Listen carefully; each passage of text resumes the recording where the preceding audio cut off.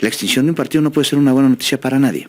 Y parece que ahí está dirigido el PRI, como los dinosaurios, ¿no? Que les cayó un meteorito.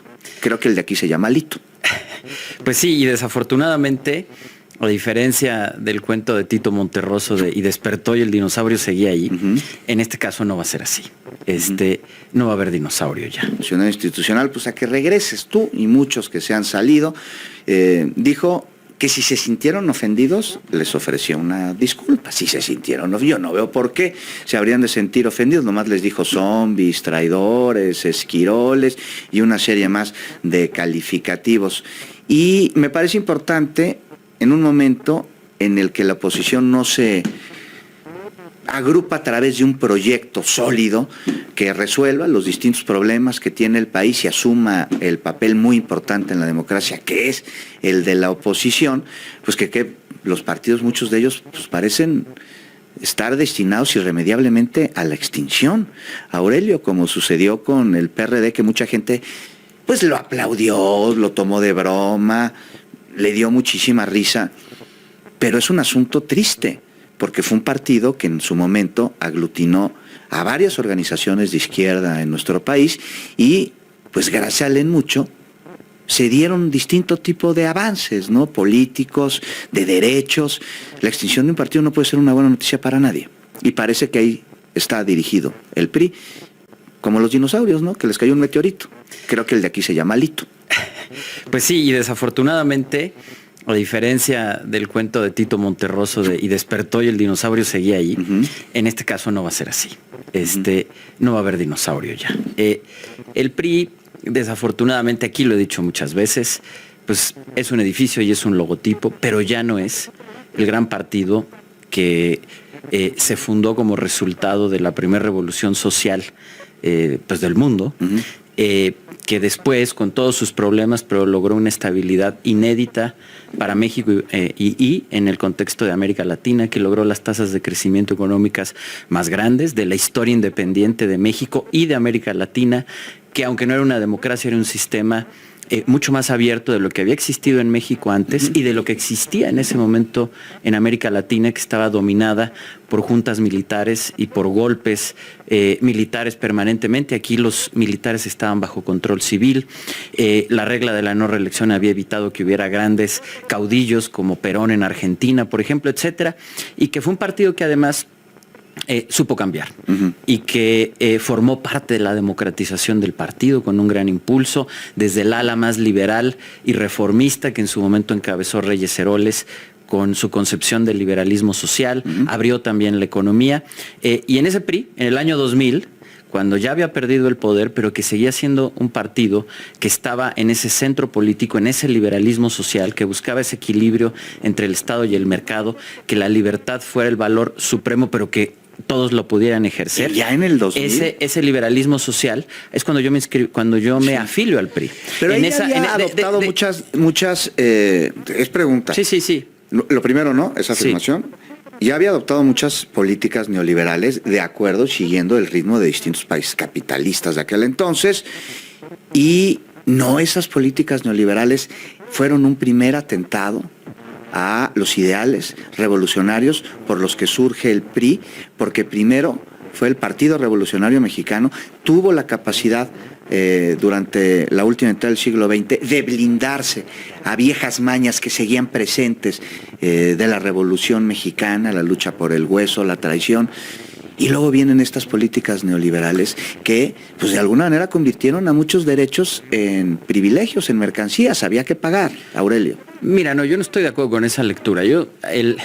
Todo el mundo habla de la palabra neoliberal, que además el expresidente López Obrador la puso de moda, pero yo te diría una pregunta. ¿Qué es el neoliberalismo, Juan? ¿Tú cómo entiendes el neoliberalismo? De entrada, ¿cómo lo definirías? Es la desestatización de los bienes para convertir derechos que tendría que ser otorgados por la nación en mercancías manejadas por privados. De entrada. Mira, ¿no sucedió eso? No, yo te diría que lo que hubo es un equilibrio entre mercado y Estado. El neoliberalismo entiende la libertad como ausencia. Sí, pero las privatizaciones no necesariamente son neoliberales. Lula privatizó muchas cosas, ha privatizado muchas cosas. Depende cómo, yo te diría que es al revés. Depende, o sea, si tú mides el Estado como propietario de fábricas de bicicletas, pues sí, obviamente hay una privatización. Las privatizaciones, depende de qué sean las privatizaciones, pueden ser neoliberales o no.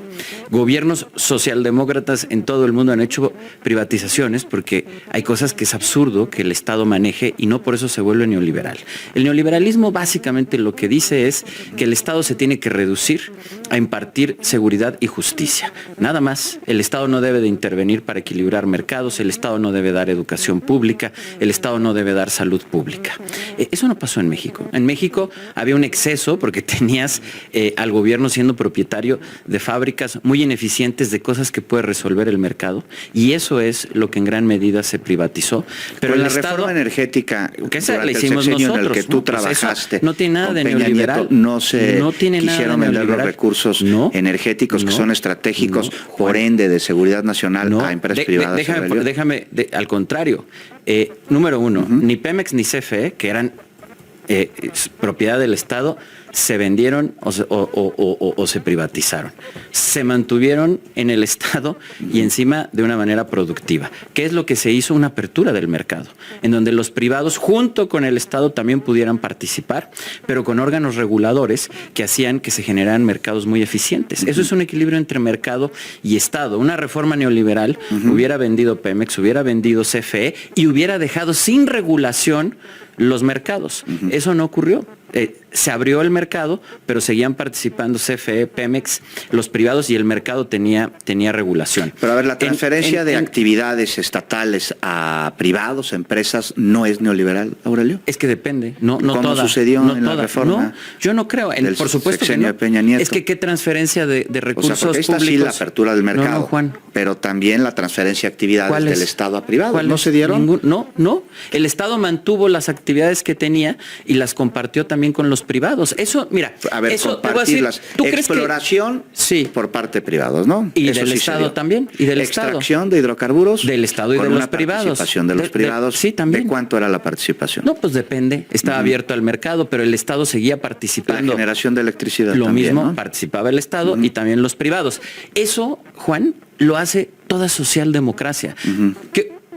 ¿Tú crees que Pedro Sánchez o que Lula son neoliberales? No, te pregunto a ti. ¿Tú crees que Pedro Sánchez... Ok, eso pasa en España. Tanto en España como en Brasil, pero los mercados se comparten entre el Estado y los privados. El mercado energético de Brasil, de España, funciona así. Y eso lo hicieron gobiernos socialdemócratas. Lula abrió el sector energético para los privados, manteniendo la participación pública. Felipe González, ¿no se perdió el gran soberanía? Presidente. No, por supuesto que no se gana. Se gana porque puedes extraer lo que no podías extraer y cobras más impuestos. Déjame decirte, hay cosas, es increíble, pero del gobierno del presidente López Obrador y de Morena, que son mucho más neoliberales. Y déjame ponerte dos ejemplos clave. A ver. Educación y salud. De acuerdo al neoliberalismo, a Milton Friedman, el Estado no debe de intervenir ni en educación ni en salud. Tiene que quedar para los privados. Yendo a nuestro gobierno, al gobierno del presidente Peña, en educación, se incrementó el gasto público en educación como proporción del PIB. Eso los neoliberales lo rechazarían. En los gobiernos de Morena ha reducido el gasto como proporción del PIB. Los neoliberales aplaudirían. 2, las coberturas educativas por parte del Estado. Nosotros las aumentamos. En preescolar aumentamos de 65% a 73%. En primaria de 94 a 99%. En secundaria de 90 a 97%. En media superior de 64 a 85%. ¿Qué han hecho los gobiernos de Morena? Reducir las matrículas. Vamos para atrás. En media superior de ese 85% que logramos bajaron a 74%. En primaria, en secundaria del 97 bajaron al 94%. En primaria del 99 al 94%, en preescolar del 74 al 64 otra vez, pues los neoliberales estarían muy contentos. México mostró con los gobiernos mejoras significativas en pruebas internacionales como la PISA durante ese sexenio. Aurelio.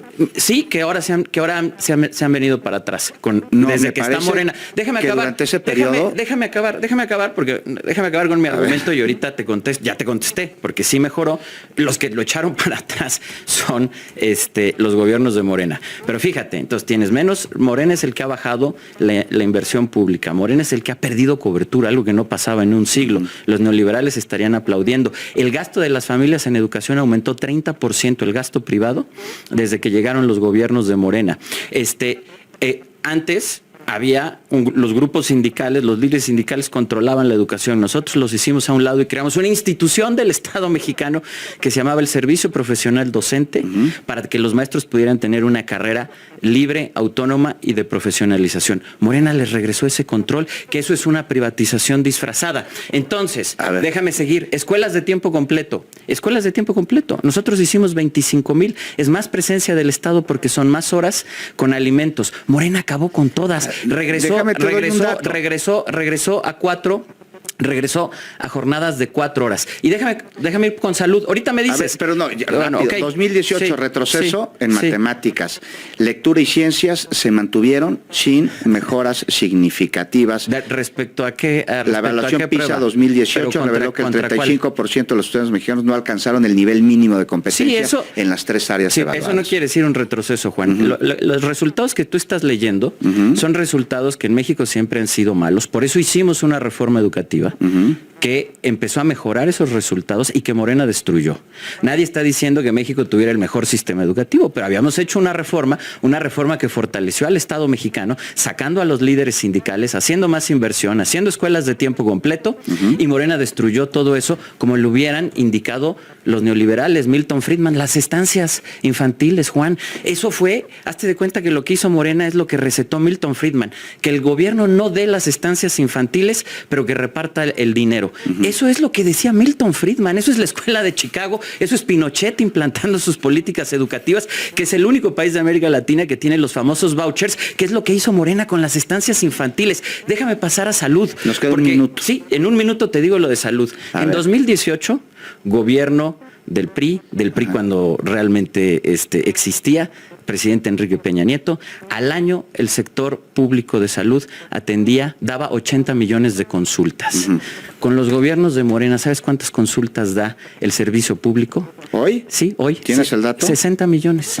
20 millones menos. ¿Y sabes a dónde se fueron esos 20 millones?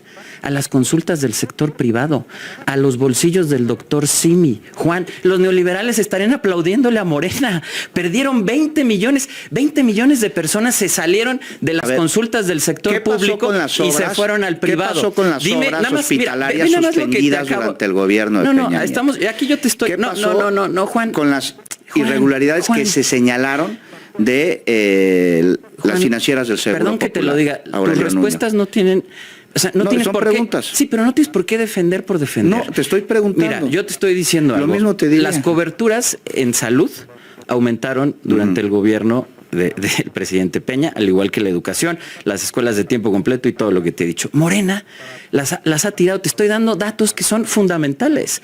En 2018 se daban 80 millones de consultas en todo el sector público. Hoy solamente son 60 millones. 20 millones de mexicanos dejaron de ir al sector público y se fueron a atender al privado, porque esos 20 millones subieron en las consultas privadas con el doctor Simil. Son datos de INEGI, no son otros datos, son datos del INEGI, o sea, datos oficiales del gobierno mexicano.